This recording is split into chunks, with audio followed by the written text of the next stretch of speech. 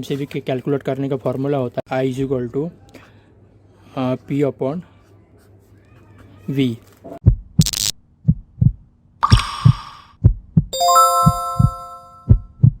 Hello दोस्तों, स्वागत है आपका आज की वीडियो में। तो मैं आपको बताने वाला हूँ कि आप एमसीबी का एम्पियर कैसे कैलकुलेट कर सकते हैं। तो एमसीबी का एम्पियर कैलकुलेट करना बहुत ज़रूरी होता है। अगर आप एक इलेक्ट्रिशियन है, आप इलेक्ट्रिक का काम करते हैं या कोई भी इलेक्ट्रिकल कुछ काम करते हैं, तो एमसीबी का एम्पियर कैलकुलेट करना आपको आना ही चाहिए। बहुत सारे इलेक्ट्रिशियन को या इंजीनियर्स को एमसीबी का एम्पियर कैलकुलेट करना नहीं आता है।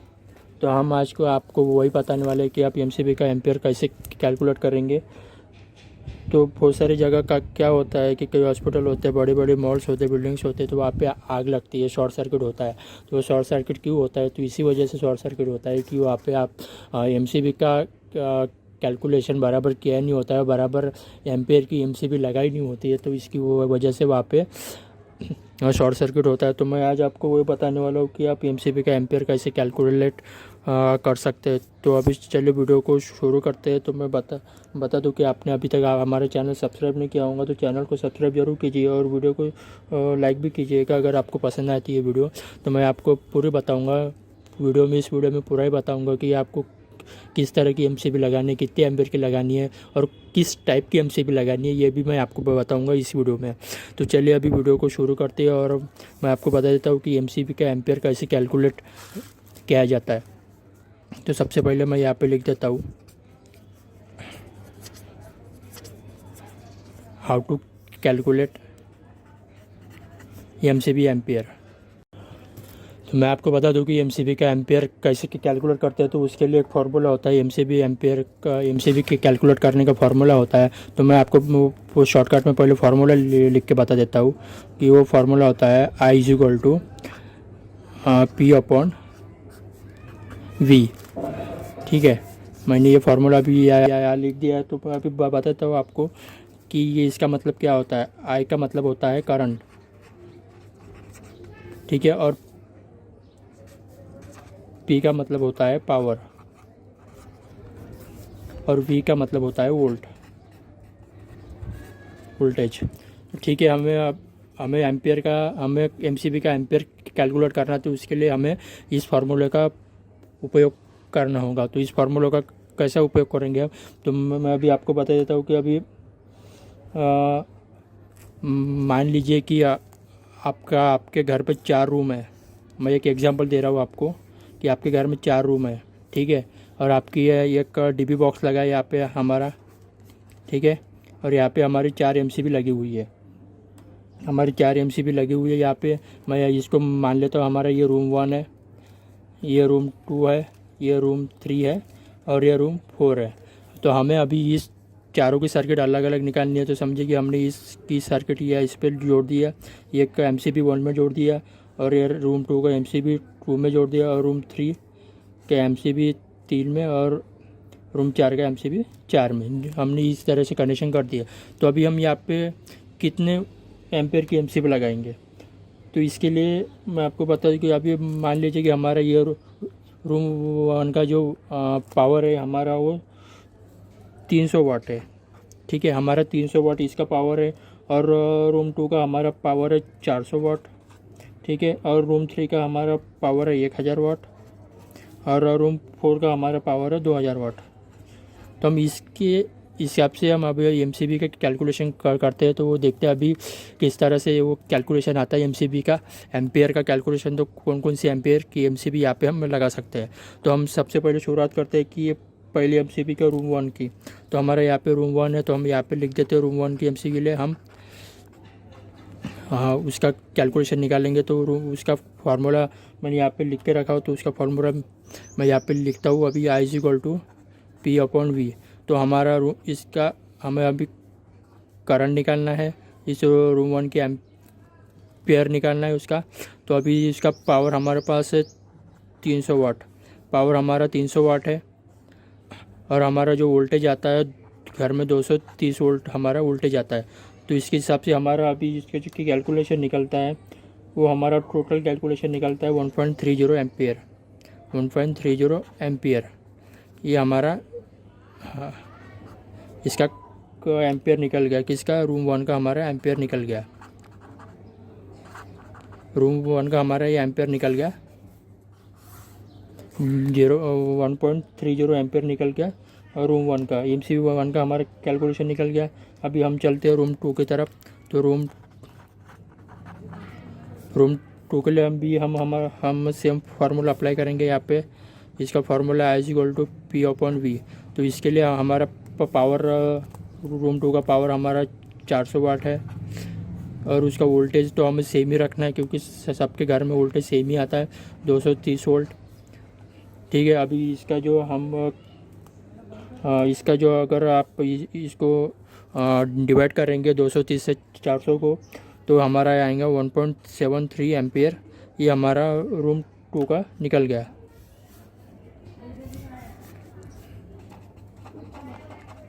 रूम 2 का हमारा कैलकुलेशन निकला है हमारा 1.73 एम्पियर। ये हमारा रूम 2 का निकल गया। ठीक है। रूम 2 का हमारा ये निकल गया। अभी चलते हम अपने तीसरे रूम की तरफ। तो हमारा रूम 3 के लिए भी हम सेम फार्मूला अप्लाई करेंगे, V = P/V। तो इसके लिए हमारा P कितना है, पावर कितना है हमारे पास रूम 3 के लिए। तो रूम 3 के लिए हमारे पास पावर है 1000 वाट का पावर हमारे पास है। और हमारा वोल्टेज सेम ही रखना है सभी, 230 वोल्ट। तो 230 वोल्ट का हमने लिख दिया यहाँ पे। अगर हम 1000 को 230 से डिवाइड करते हैं तो उसका हमारा निकलता है 4.34 एम्पियर। ये हमारा निकल गया रूम 3 के लिए। रूम 3 के लिए हमारा निकला है 4.34 एम्पियर। ठीक है। ये हमारा रूम 3 के लिए निकल गया इतना। तो हम अभी निकालते हैं रूम 4 के लिए। हमारा ये सभी में हमें एक जैसा ही फार्मूला अप्लाई करना है। तो हम अभी रूम 4 के लिए निकाल देते हैं। तो रूम 4 के लिए भी सेम फार्मूला अप्लाई करना है, I = P/V। तो P हमारा पावर है जो कि वाटेज में लिखते हैं, और ये V हमारा वोल्टेज है जो कि हम वोल्ट में लिखते हैं। तो ठीक है। अभी इसका जो हमारे पास रूम 4 का जो पावर है यहाँ पे हमने कितना लेगा, 2000 वाट। 2000 वाट हम यहाँ पे लिख देते हैं। और हमारा वोल्टेज कितना है, 230 वोल्ट हमारा वोल्टेज है जो सभी के घरों में आता है, 230 वोल्ट। और इसका हम अगर की कैलकुलेशन करते हैं तो ये 8.69 एम्पियर ये आता है, 8.69 एम्पियर इतना हमारा रूम 4 का निकलता है। रूम 4 का हमारा 8.69 एम्पियर हमारा MCB का कैलकुलेशन निकलता है। ठीक है। तो इस तरह से MCB का कैलकुलेशन निकाला जाता है। तो आपको समझ में आया होगा कि किस तरह से MCB का एम्पियर निकाला जाता है। तो ऐसा है इस पे कि हमारे पास जो MCB अवेलेबल होती है हमारे पास, तो वो इतनी मतलब पॉइंट में अवेलेबल नहीं होती है। जैसे कि हमारे पास MCB अवेलेबल होती है 1 एम्पियर, 2 एम्पियर, 3 एम्पियर, 4 एम्पियर।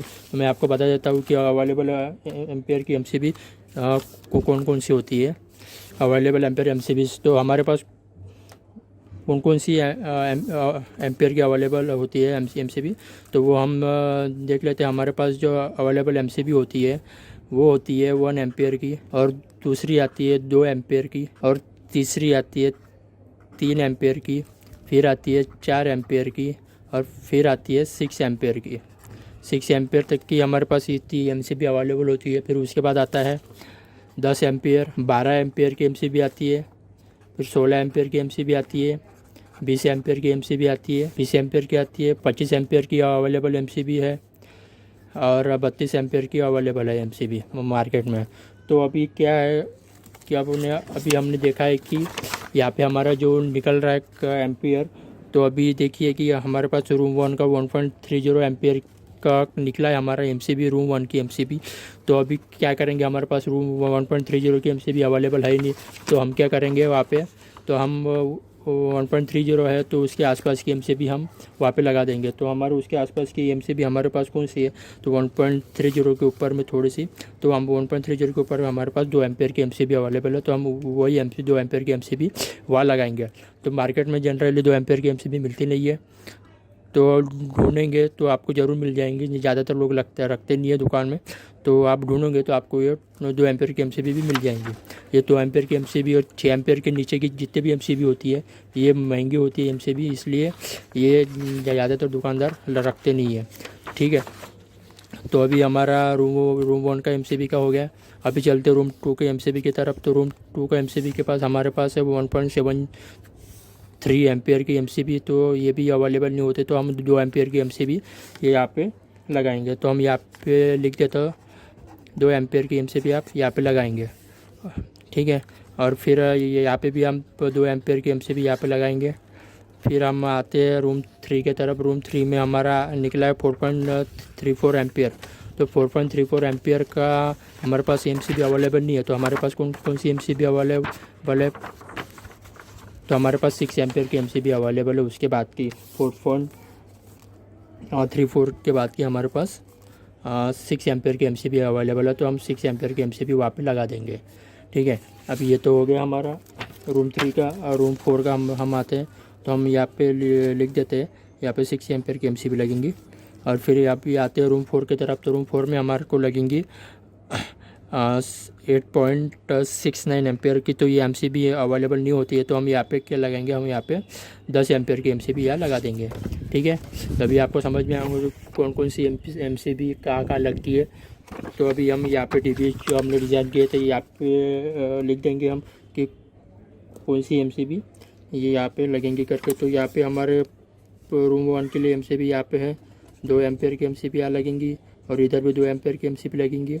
और फिर आते हैं रूम 3 की तरफ। तो रूम 3 में यहाँ पे हमने निकाला था 4.34 एम्पेयर। तो वहाँ पे हमारे पास अवेलेबल नहीं होते थे, हम यहाँ पे 6 एम्पेयर की MCB यहाँ लगाएंगे। 6 एम्पेयर के बाद हम यहाँ पे लगाएंगे 10 एम्पेयर की MCB। तो इस तरह से कैलकुलेशन किया जाता है। तो इसके और भी फार्मूले होते हैं MCB के निकालने के लिए, लेकिन ये सबसे इजी फार्मूला यही है। तो मैं और वीडियो में आगे बताऊंगा कि बहुत सारे फार्मूलेस होते हैं जो कि MCB के एम्पेयर निकालते हैं उससे। तो आपको वीडियो पसंद आएंगे तो वीडियो को लाइक कीजिए, शेयर कीजिए, और दोस्तों के साथ भी शेयर कीजिए, और कमेंट कीजिए कि आपको किस तरह की और वीडियो चाहिए, तो मैं और वीडियो आपको बना के दूँगा। इस तरह के टॉपिक की बहुत सारी वीडियो अभी मेरे पास समय है, आप कमेंट कीजिए, मैं जल्दी वीडियो बनाऊँगा अभी। तो धन्यवाद देखने के लिए।